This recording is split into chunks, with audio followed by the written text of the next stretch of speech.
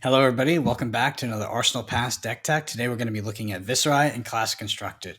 So, Hayden, I see you've got some Runeblade cards laid out. Why don't you start by giving us an overview of Viserai and what are some of the core things that this deck is actually trying to focus on when it plays the game? Yeah, so we've got Viserai in front of us. Just put the old hero token down here. Viserai is a big hero, obviously Arcane Rising, been around for a while. A hero that I played quite a bit in Arcane Rising, but was not in the best position, had a really tough time coming into Crucible despite getting some extra tools. Monarch meta was almost non-existent. Road to Nationals, I don't know if we even saw more than one or two Viserais make top 8, so really kind of disappeared. But in this current meta, I guess Viserai's had some new tools, and Chain's gone away to an extent in terms of what Chain could do. Felt like in the last format, what Viserai could do, Chain could do better, which is maybe less so true now.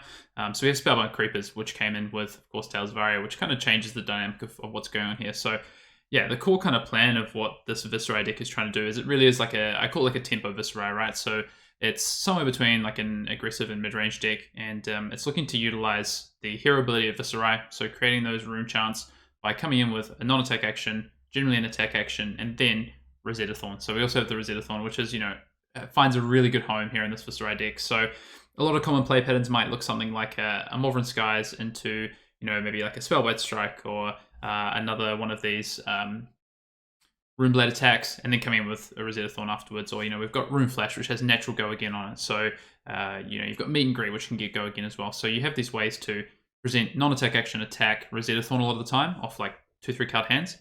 And then as well, you also have this next kind of piece, so of this core, which is basically the ability to utilize Mordred Tide to fuel these really big 5-card hand turns or set up turns into 5-card hand turns that really push big damage, which is really important against control decks and decks that are going to be able to deal with your rune chants on a turn-to-turn basis pretty efficiently. So yeah, this is a 47-card core that we're looking at here right now, Brendan, and this is kind of the bones of what the deck is.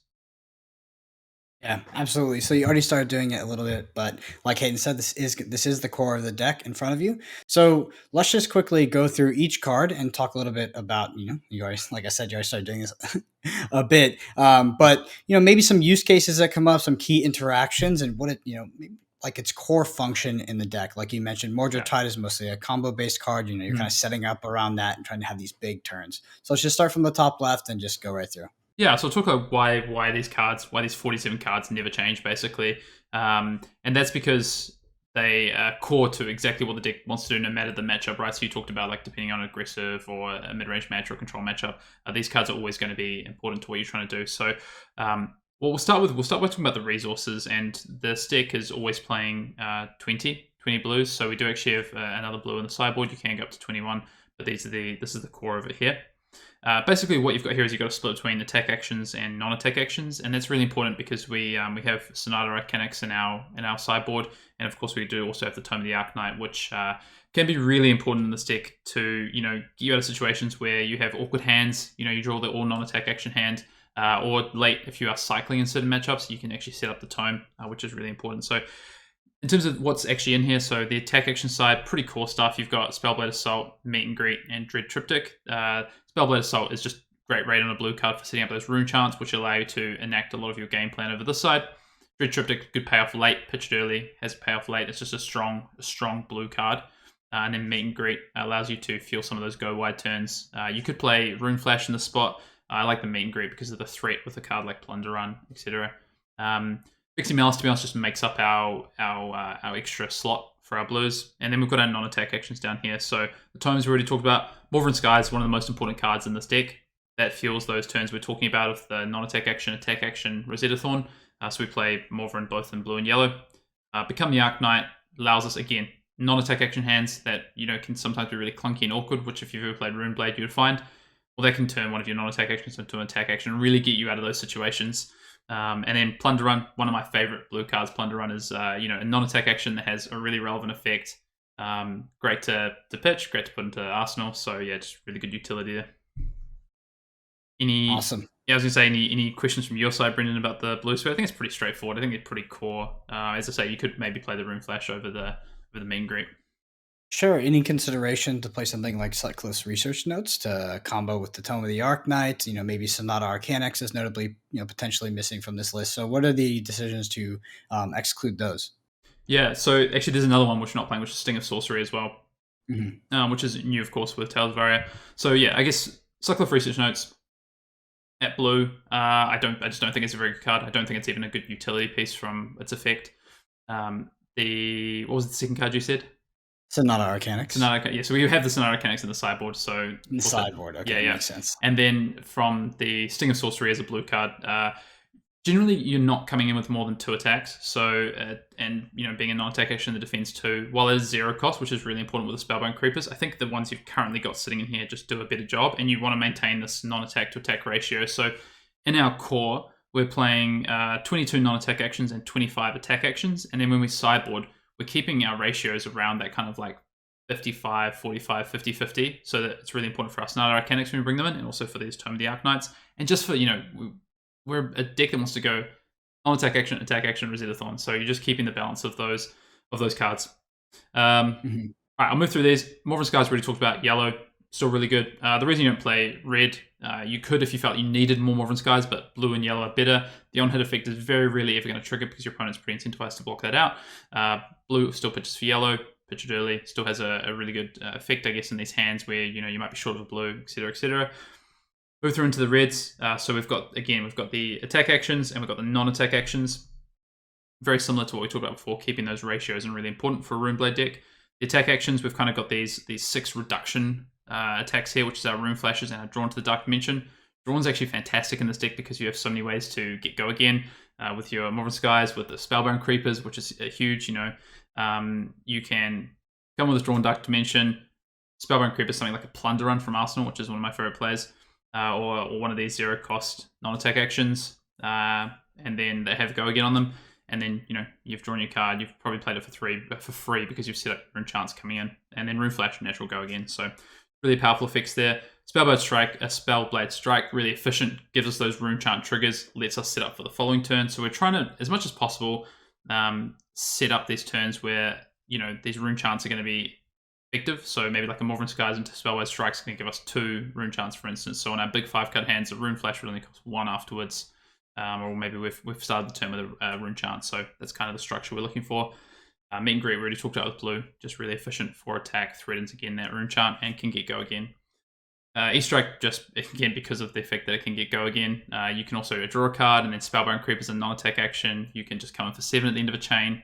It's very efficient. And then so we play the one-off Read the Runes. Basically, we can go and find it with Become the Arknight.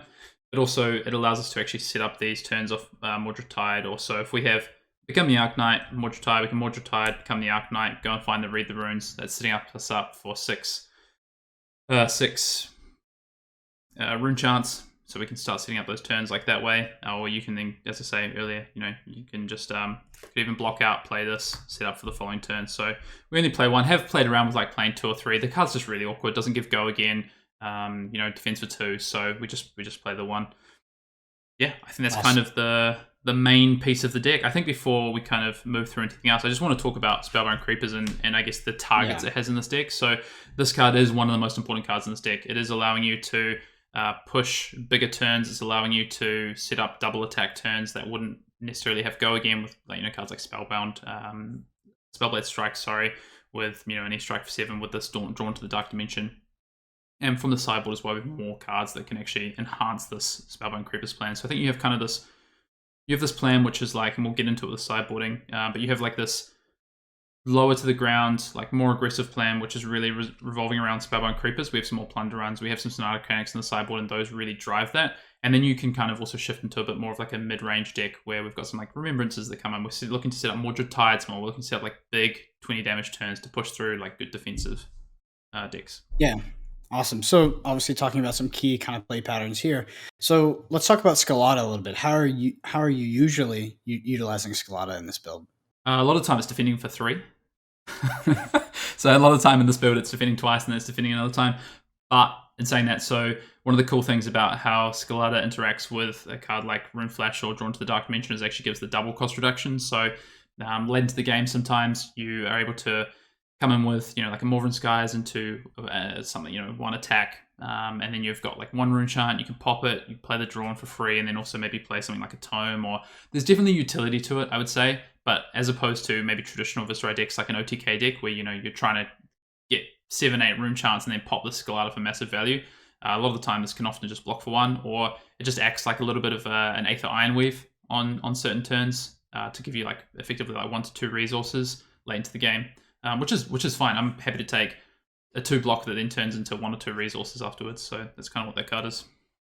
Yeah, awesome. So I know we did mention that the Sonata Arcanix is in the sideboard, but when you're playing Sonata Arcanix, are you usually playing it for 0 in this deck?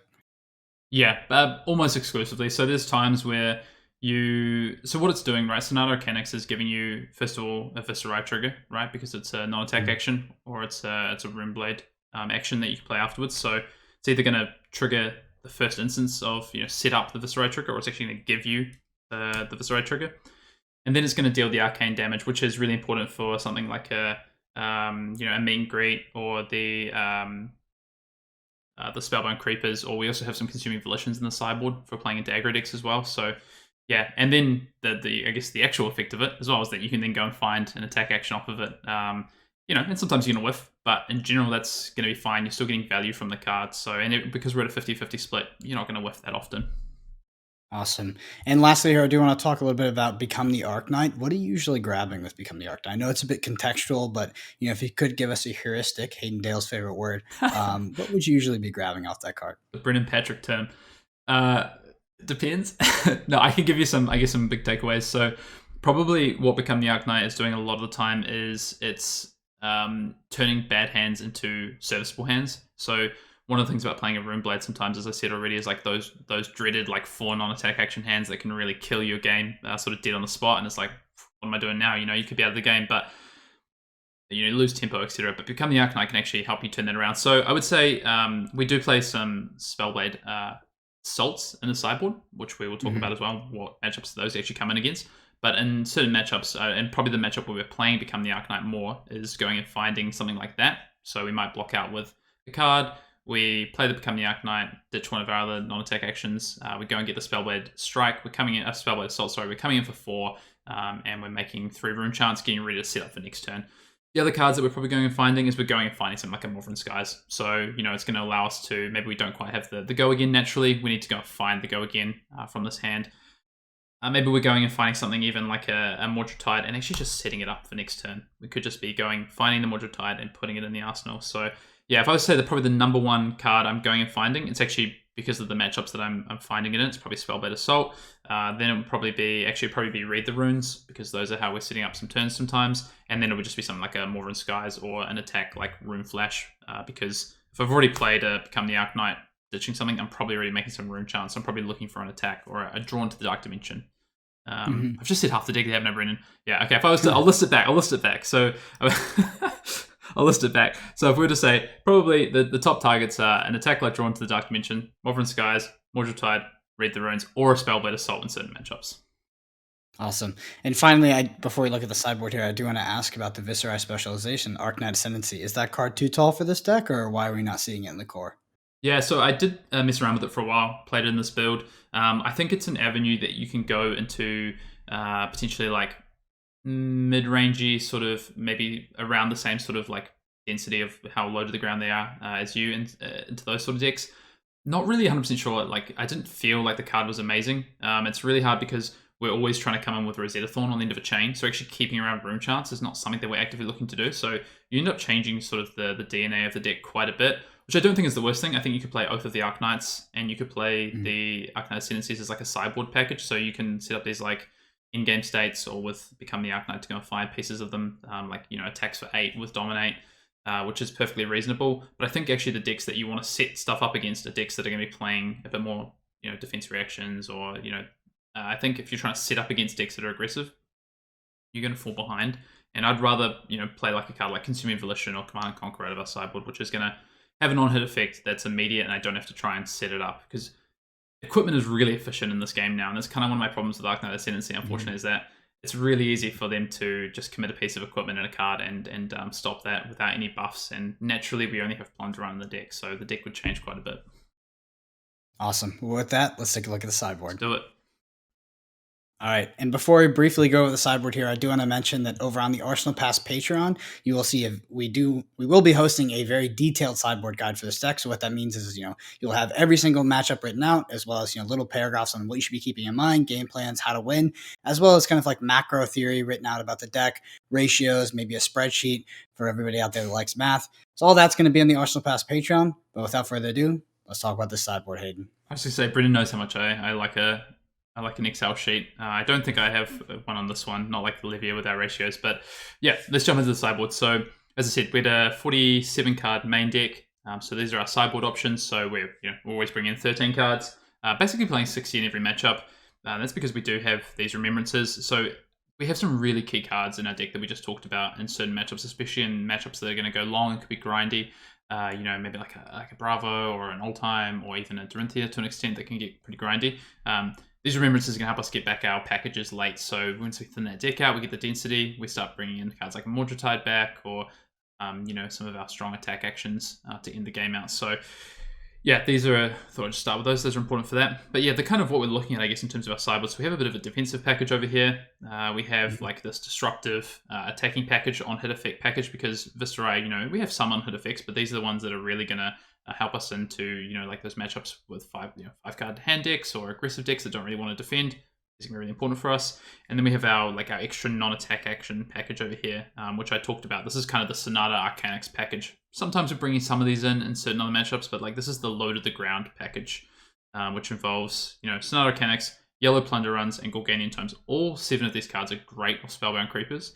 Plunder Run from Arsenal, you can play it in at any reaction step, get the draw effect. It's really hard for your opponent to play around. Then plus your next attack's getting +2.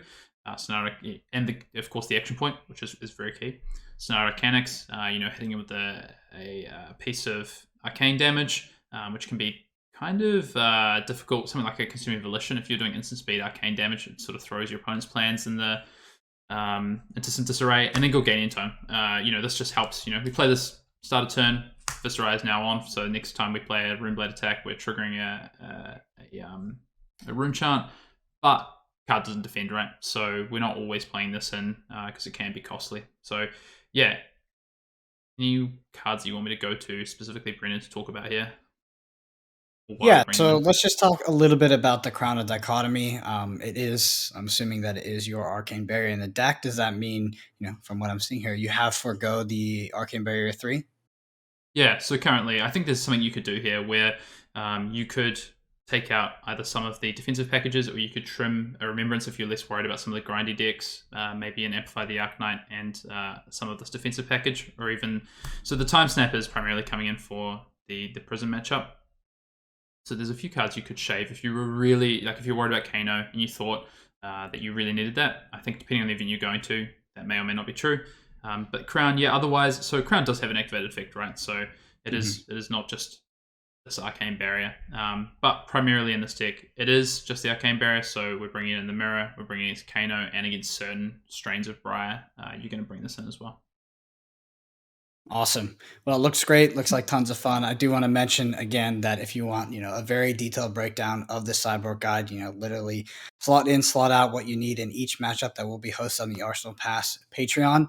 But finally, Hayden, I do want to ask you, leading into national season, UK Nationals, I think literally happening, not today, but tomorrow. But by the time this videos come out, probably already happened. Yeah. Already happened. So we're looking at US Nationals on the horizon. How do you feel about Viserai heading into that format? Yeah, I think it's a deck that people don't have much experience against, which I think gives you an edge in terms of not knowing how to play into it. I think traditionally people have defaulted to styles of Viserai, which has been OTK orientated, or maybe a bit of bigger Viserai decks with Ascendancy, etc. So I think what this list has is a bit of an element of surprise as well. I think Rosetta Thorn is really at home in this deck. I think this is one of the best, if not the best, Rosetta Thorn deck.